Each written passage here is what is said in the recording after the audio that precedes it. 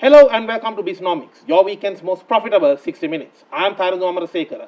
Today, our focus is on the German and Sri Lankan business relationships. What are the opportunities for Sri Lankan businesses and entrepreneurs to exploit and explore in Germany? And many other information related to this topic will be discussed today here in your weekend's most profitable 60 minutes.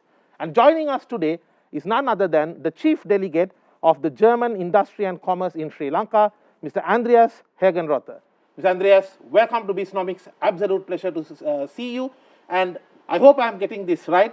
Willkommen in meiner Sendung. Yeah, thank you very much. Vielen Dank for receiving me today. Mr. Andreas, let's talk about the business sentiments in Germany. And how has the economy managed some of the new developments, such as, for example, the current logistics crisis? And we saw the Hamburg port being the talking point given how strategic its location is. Share with us your insights. Yeah, the business sentiment in Germany has improved in general in comparison to 2020. Nevertheless, we have to distinguish between sectors. So when we are talking about retail and consumer goods, we can definitely say there has been a big improvement, and also figures have reached already the pre-pandemic level and even more than that. When we are talking about industry, you mentioned it already, we are currently in a supply chain crisis worldwide, and especially for high-tech industries, the automotive industry, the supply of semiconductors is of crucial importance. And we have seen also that when we are taking the summer survey 2021 into consideration, that there has been an improvement in comparison to 2020, but definitely also we have to say we are behind expectation when it comes to industrial production in Germany due to that what you have called a logistic crisis, so the challenges that we are facing for raw materials and pre-products and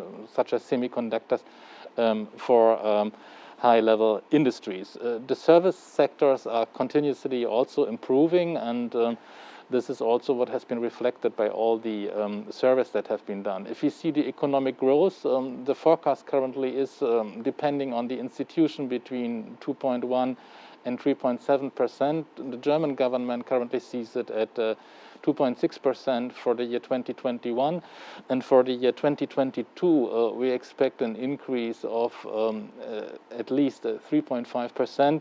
Some of the institutes are going up to 5.2%. So there is a confidence, I think, that sentiment, as you called it, that business is improving, definitely, but we are facing these challenges. And you mentioned the port of Hamburg. Of course, the port of Hamburg also cannot solve all the problems that we have in supply chains, no, because we are interconnected global players. But one point, the port of Hamburg currently is the second largest container port in Europe. It's handling about 8.5 million TEUs. It has been a top 20 port since many years, but it has been one of the first ports that was investing into digitalization. So smart port, something also that is now taking up here in Sri Lanka, the installment of a port community system to optimize internal procedures, intralogistic solutions with external partners, collecting data, and then increase the efficiency. That is something which is, especially in the times of crisis such as the pandemic, often really very, very high importance. Some interesting thoughts there. And correct me if I'm wrong, Mr. Andreas, I've also read in many places now, despite Germany being the biggest economy in Europe, and it's an economy with a value of more than 3 trillion USD as a GDP.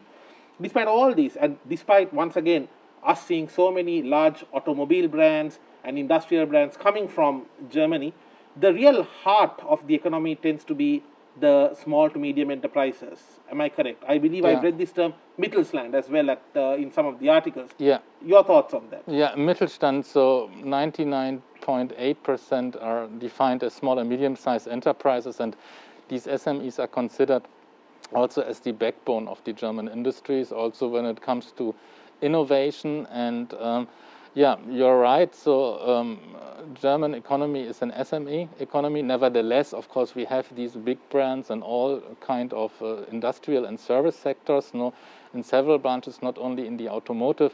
German industry is a world market leader Yeah, but also if you see in the field of logistics, you may know that Germany has been classified for 7 consecutive years in the world's logistic performance index at the rank number 1, and the largest logistic company in the world is DHL, and the second largest, DB Schenker, belonging to the German Railways Group, is number 2. So we have there also in and other some of the sectors. top ERP brands too are coming from Germany? Yes, there are so many top brands that we have in different sectors, also even in tourism. The world's largest tour operator is a German company, it's TUI.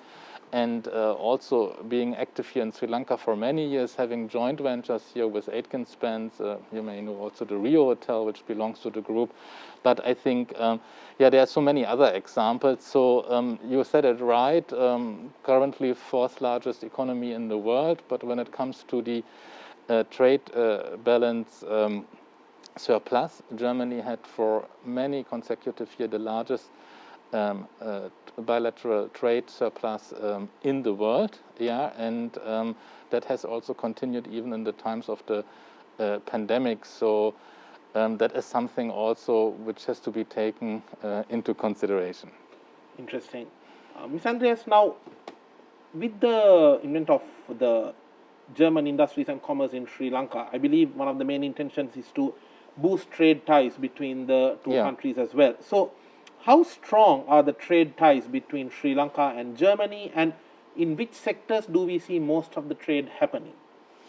Yeah, so the trade ties are really historically, and also accompanied with investments. Of course, traditionally, when we see the investment side, we had here investments in the apparel and textile sector, but also in the chemical sector, in the industrial gas sector, the construction material sector, in the jewelry production, the tire production, and then also in the service sector. If we just see trade now, then in the current situation, we had now an increase of 14% German exports to Sri Lanka, and we had an increase of Sri Lankan exports to Germany of 18.8% during the first 8 months in 2020-21.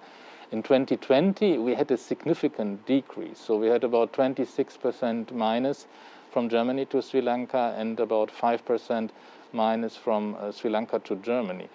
And the most important product groups for the German side, it's chemicals, it's number 1 currently, then still followed by cars and spare parts. In 2020, we only had the first 2.5 months for that, because you know about the import restrictions. Correct.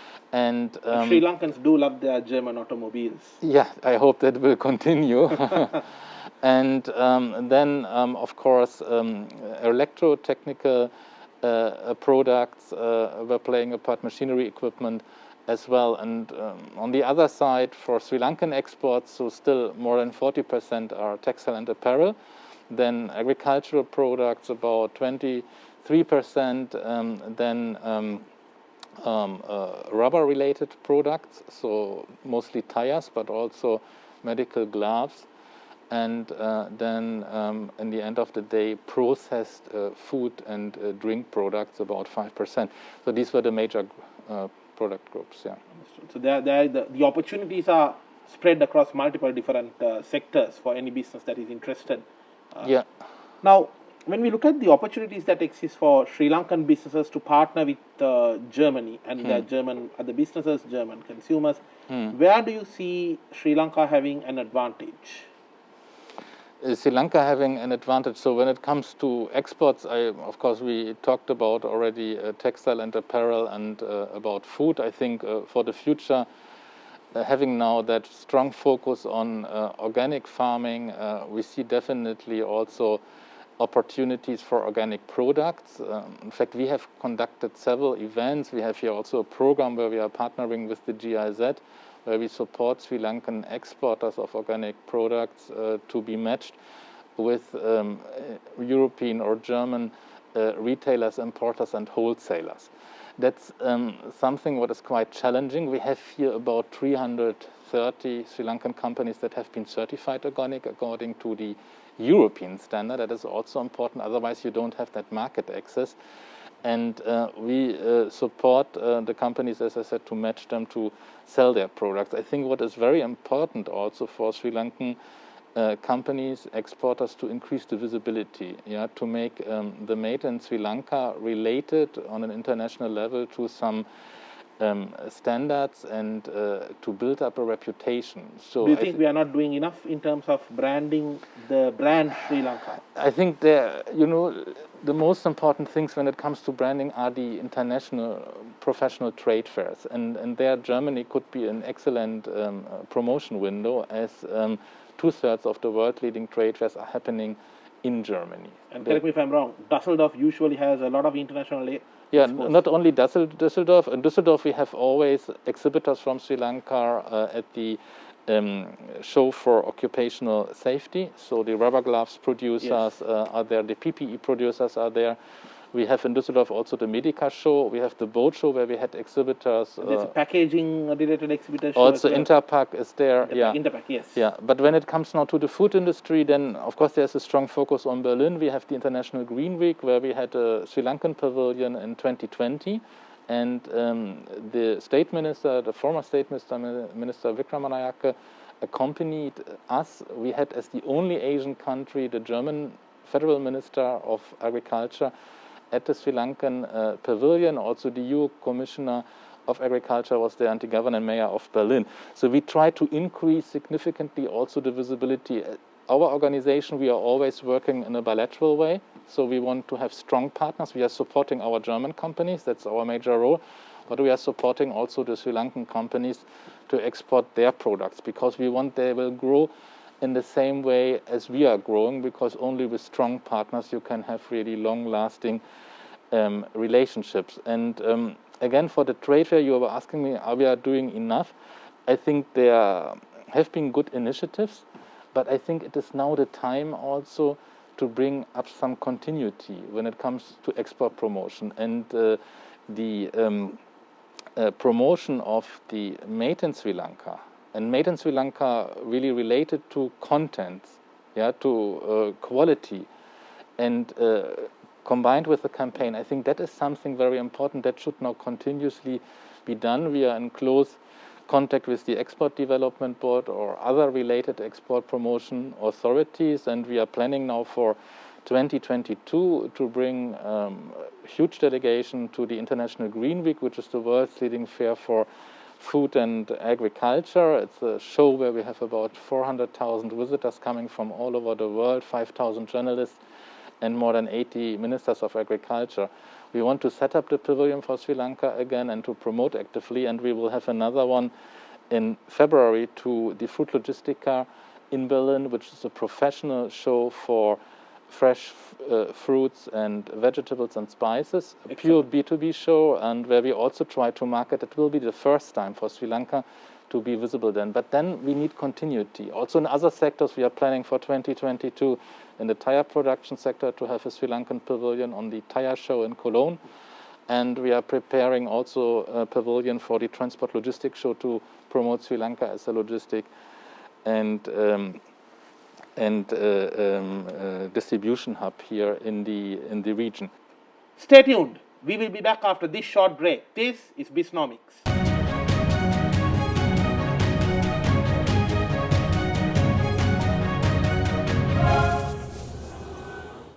Germany, the largest economy in Europe, valued with a GDP of more than $3 trillion.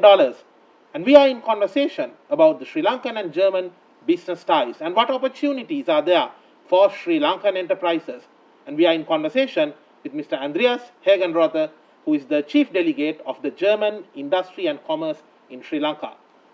Mr. Andreas, now we gave a picture to the current scenario in the previous segment. Let's talk about the vitality of compliance and sustainability, because I believe these are two very important topics for the German economy, and I believe also for the entire European business scenario as well.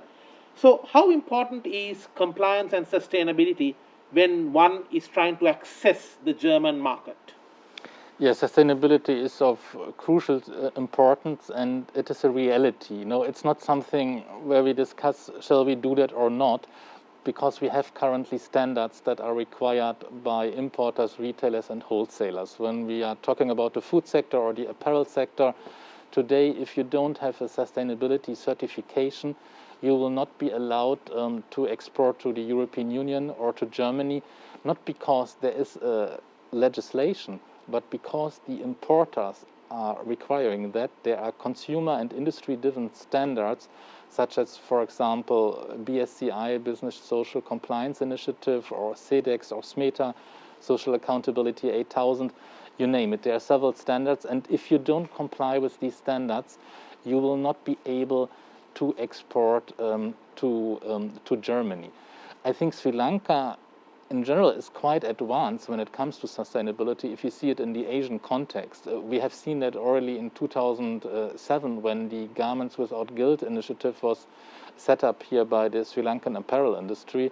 I think at that time it was really unique what was done here, and it has opened also many doors, especially to the US, for the Sri Lankan apparel and textile industry.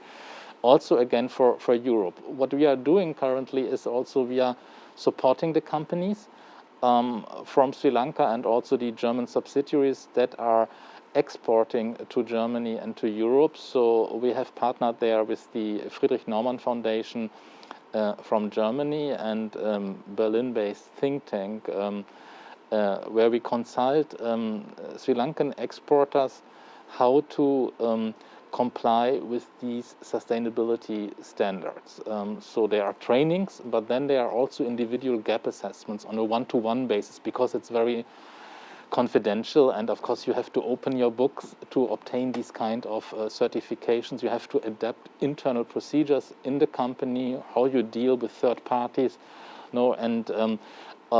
In this process we are supporting the Sri Lankan companies to facilitate, to obtain these required certifications. And we had organized in August a huge event for the organic farming industry, because we know that the Sri Lankan government has a strong will to promote organic farming, and we wanted to support. And during that conference, or in the preparation of this conference, we have screened the Sri Lankan exporters of organic food, and then you see that some of them have the organic certification, which is already very good. But beside the organic certification, you need to have the compliance with the sustainability standards, and that even for the discounters. So for our side, we were also very much surprised to hear that from the German or European retailers, wholesalers and importers, that without the certification according to these sustainability standards, and sustainability means environmental protection, but also it means social and labor standards related also to somehow human rights.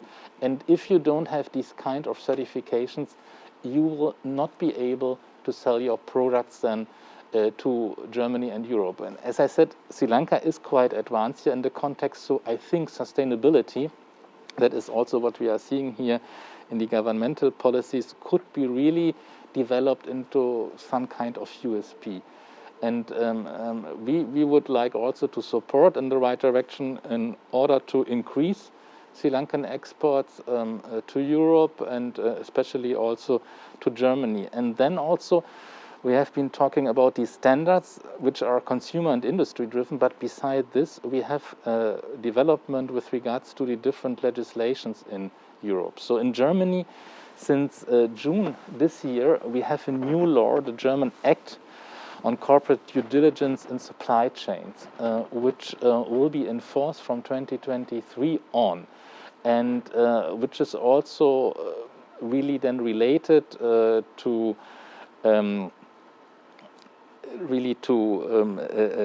criminal impact then. So in case if the companies, that is related mostly to the German companies that are exporting, because they are the ones that are liable according to that law, in case if they are not verifying that the suppliers are complying with the standards, so there are really very strong consequences and very high fines, and even then somehow also a criminal impact then.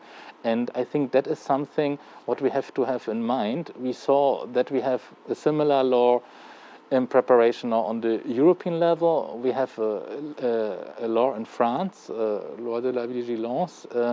We have the Modern Slavery Act in the UK. We have a regulation in the Netherlands, and that is a process also. It's not only consumer-driven, industry-driven, but that topic will become of more and more political importance. And I think that's why it's good to position also the country and the exporters to benefit also from what has been achieved, to get it officially certified, and then really to increase the market share. And that's why we were partnering also with the Naumann Foundation to support here the Sri Lankan exporters to Europe.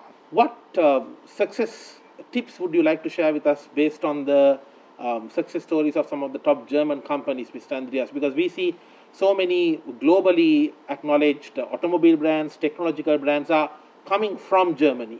And in fact, these brands are not just, they are dominating certain industries. Today, German automobiles is known worldwide, craved for worldwide. What's the secret? Could you share with us something? I think the most important factor is skilled workforce. And you may know that Germany has a quite unique vocational training system. In fact, it is vocational training driven or initiated by the private sector, the businesses, for the businesses. So if you resume it, the businesses are developing the curricula, and they are also, through the chambers of commerce, involved in the examination processes and the certification of vocational training. So we have a continuous process. When companies are training in Germany, they are training demand-oriented, and they know the content is a certified content which comes from the businesses themselves. So in Germany, we don't have the situation that the vocational training contracts are concluded with the vocational training institute and that the trainee has to pay. It's the other way around. The company employs the trainee and is paying also the trainee during the training time. So there is a mutual identification. Nobody forces the company to train. The company only trains if there is a demand. But they know also that their future depends on skilled workforce. Absolutely. And that's why we have, I think, there a quite good example. We have the lowest youth unemployment rate in Europe, and I think the innovation and that performance that comes, of course, majorly driven from the workforce. And we have here also vocational training projects in Sri Lanka. We are working with companies, for example, Dino, for the training and certification of automobile mechatronics and also plant technicians. Yeah, and we are doing that also even according to the German curriculum. That's a unique case also here in the region that the company Demo has set up that training. So we are supporting them, we are certifying them, we are doing the examinations with them. And the outcome is really very demand-related and highly qualified vocational training. We have other projects here also in the field of warehouse operators, in the field of logistics. We have a program for opticians here, and always with private industry partners, some also in cooperation with the GIZ from Germany. Interesting. And in my last visit to Germany, I was fortunate to see the Neuschwanstein Castle and also the BMW Welt. Now, and as you know, I'm getting into the interesting topic of tourism. Yeah. How do you see opportunities to cross-promote tourism between Sri Lanka and Germany, especially as the world slowly is opening up for travel? Yeah, I think there are many opportunities, and we also are aware that there is a huge competition worldwide. No, as you said, the world is opening up. Different destinations are opening up. People are wanting to travel. Yeah, and that's why I think visibility and a good marketing campaign are very important. And what we have been suggesting here for many years, to do really a joint marketing campaign. That means, of course, public players, Sri Lanka Tourism, joining with all the stakeholders of the tourism industry, meaning the DMCs, the tour operators, the travel agencies, the airlines, and then use their resources to promote on focused markets. And Of course, another promotion windows are trade fairs. The world's largest tourism trade fair, ITB, it's happening in Berlin. It will be in March 2022, and there will be a Sri Lankan pavilion. And we would like also to encourage the Sri Lanka tourism organizations to watch out for trends. Yeah, there are several trends in the tourism business. One is active or adventure tourism, then the ecotourism. Yeah, wellness tourism, then authentic, people-related tourism of the country that you are visiting. And even sports tourism, am I right? Sports tourism, but then also there is a huge trend which is about sustainability. And there also a destination like Sri Lanka, which is quite small, I think, and which is quite advanced also when it comes to sustainability, could identify that also as a USP, as a unique selling point. We have seen that in similar markets, Costa Rica, in Middle America, they have achieved that. They have achieved destination certifications, but also certifications of private companies, which have then actively promoted sustainable tourism. So we are planning during the ITB in Berlin to have a huge conference on sustainable tourism in Sri Lanka, where we will invite international media, not only from Germany, but from major destinations, where we will invite then also tour operators, also not only from Germany, to promote Sri Lanka under the sustainability aspect. And I think now it's the time of positioning. Yeah, you have to advance and you have to see what are trends, and you have to be ahead of the others.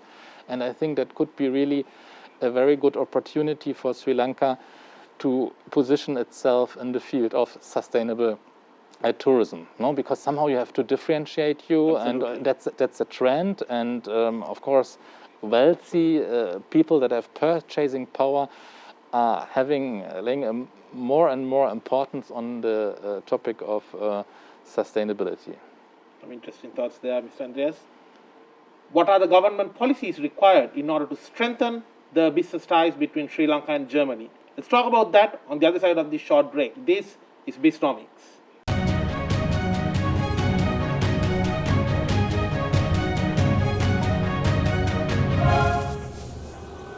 Welcome back to Biznomics, your weekend's most profitable 60 minutes.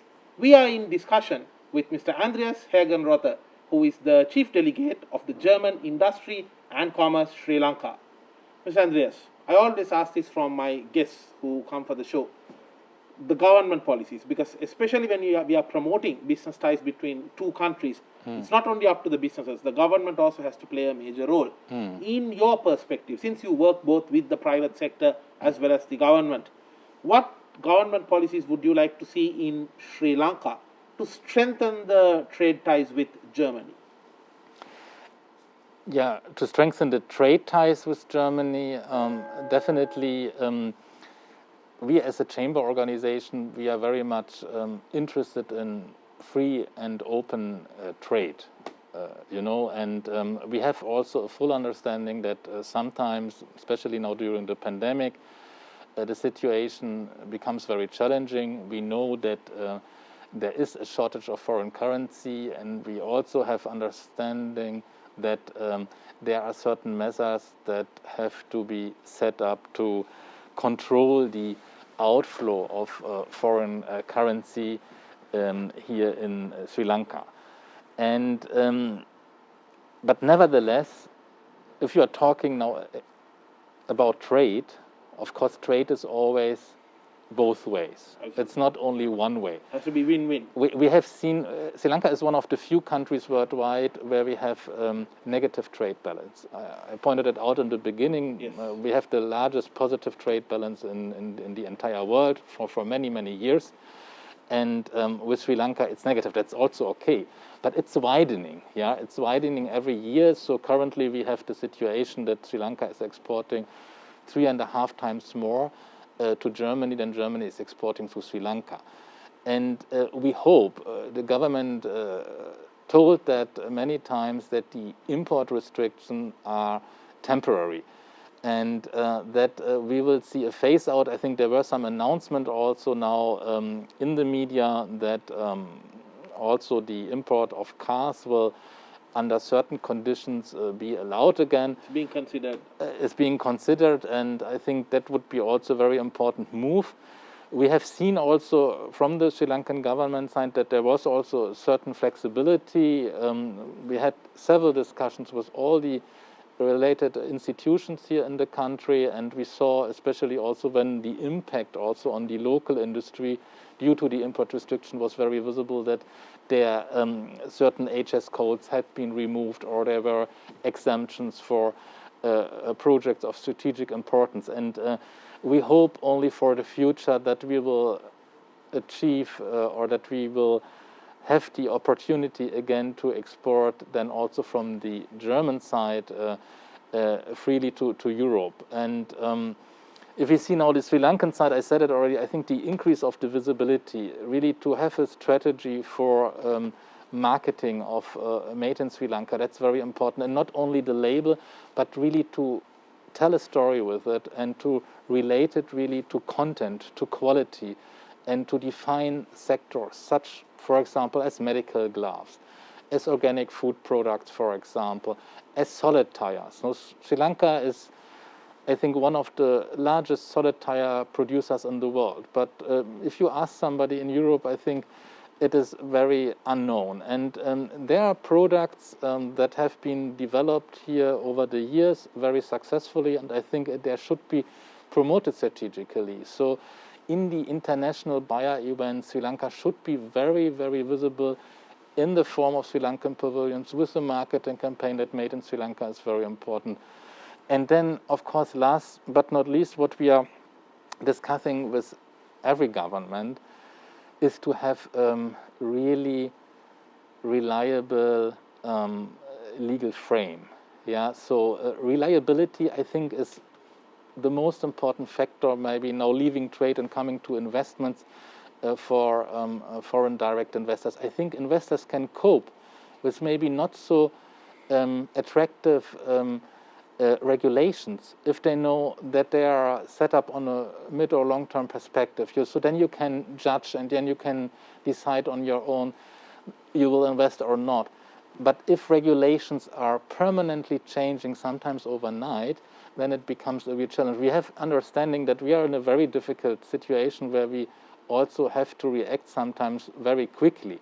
That is also clear, but on the other hand, we have to take also into consideration what is the sentiment then of the foreign direct investor. And I think therefore it is in the interest of everybody. I think everybody wants to have a really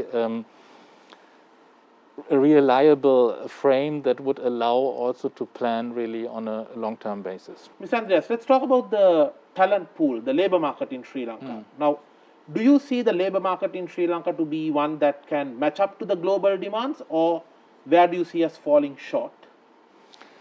Yeah, if we talk about talent, I think there's one sector that we have definitely taken into consideration, that is IT.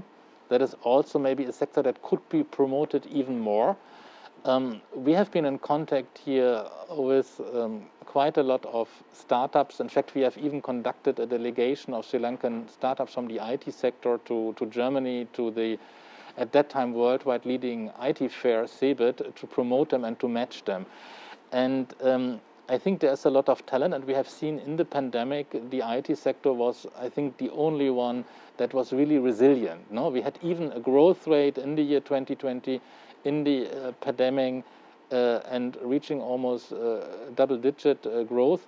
And one of the few silver linings among all the dark clouds of the pandemic. Yeah, exactly. And therefore, I think that is a sector that could be even more promoted.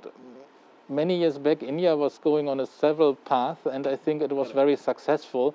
And therefore, there I see definitely, an opportunity. And for the future, when we are talking maybe about challenges, I think it's very important now we are increasing the capacities of the port of Sri Lanka, Colombo, the East Container Terminal, the West Container Terminal. There is a political will to set up Colombo not only as a transshipment hub, but maybe also as a logistic hub. So a maritime hub, a proper maritime hub. Yeah, not only maritime, but also then as a distribution hub, as a value addition hub, where starting from maybe a labeling or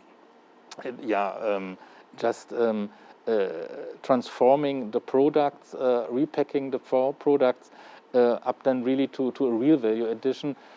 Many things could happen in Sri Lanka if the capacities are there. And of course, intelligent warehousing, 3PL, 4PL, these are topics of the future, but therefore you need also a well-trained workforce. And I think that could be an opportunity.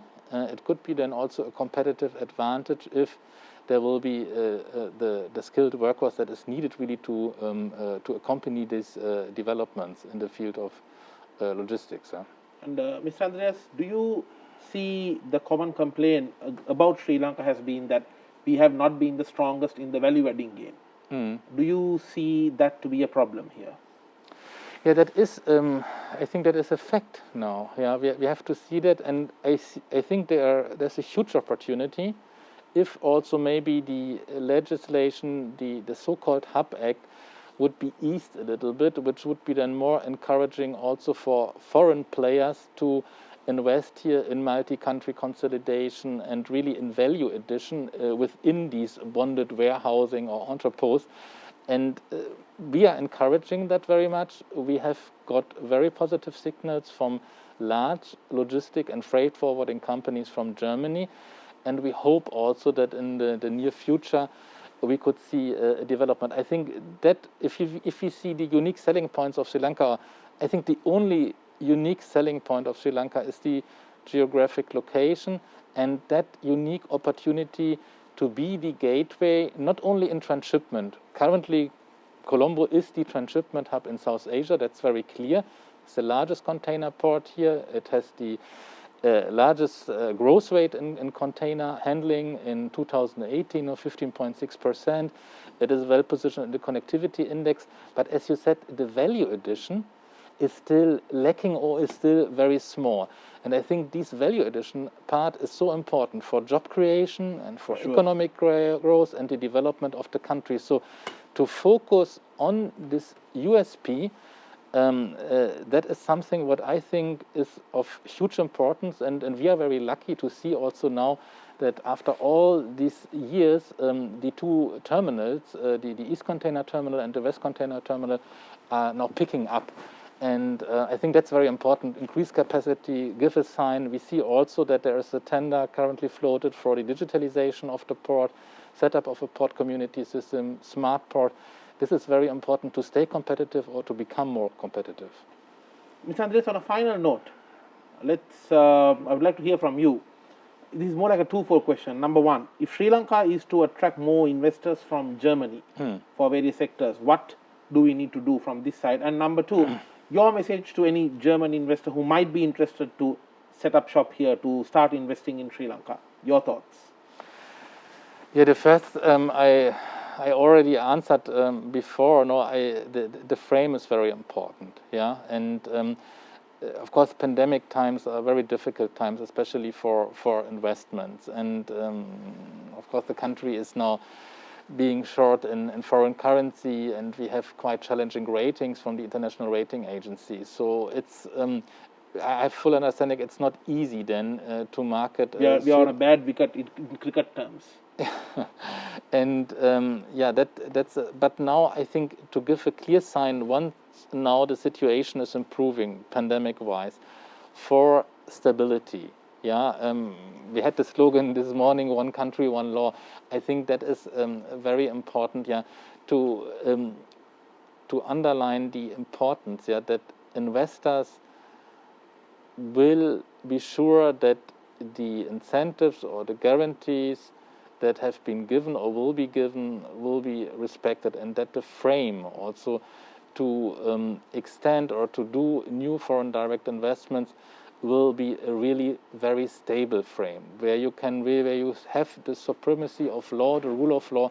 That's a very important, and I think that's the challenge in many countries right now. No, because many governments had to adopt regulations, and there was a very ever-changing process. And I think to bring back that stability, to have a clear message also for FDIs, that would be something what I would definitely recommend, and then maybe also to analyze where in the world we have liquidity, where in the world we have know-how that we want to have here in Sri Lanka, which sectors we are concentrating. We are definitely ready to support the government. We have done that also in the past. We have conducted delegations also with politicians to promote, and we will do that also in the future. And let me say that nevertheless, also with all the difficulties we have here, still 2 investments that are upcoming. These are existing companies already, but the company Linde currently is in the final stage to set up an industrial gas filling plant. Investment of 6 million euros, and we are hopeful that by the end of the year it could be then also inaugurated. And on the other hand, the solid tire producer Continental, so Continental is producing here only solid tires in Sri Lanka, will set up also another unity, will extend their production capacity, and I think that's also an important message. So of course for the future it could be much more, and yeah, but therefore I think situation has to be stabilized, and the frame also has to be maybe clearly addressed to the FDIs, and so that everybody knows what's going on. Mr. Andreas, it was an absolute pleasure to host you on the show, and wishing you and the team at the German Industry and Commerce in Sri Lanka all the best to keep up the good work. And we all wish that trade would strengthen between the 2 nations, and indeed, as you very correctly said, that it will be a 2-way beneficial win-win approach for both Sri Lankan businesses as well as German businesses. Thank you very much for joining us, and Ayubowan. Thank you very much. And with that, we wrap up today's episode of Biznomics. No matter what business you may be in, have a profitable week ahead.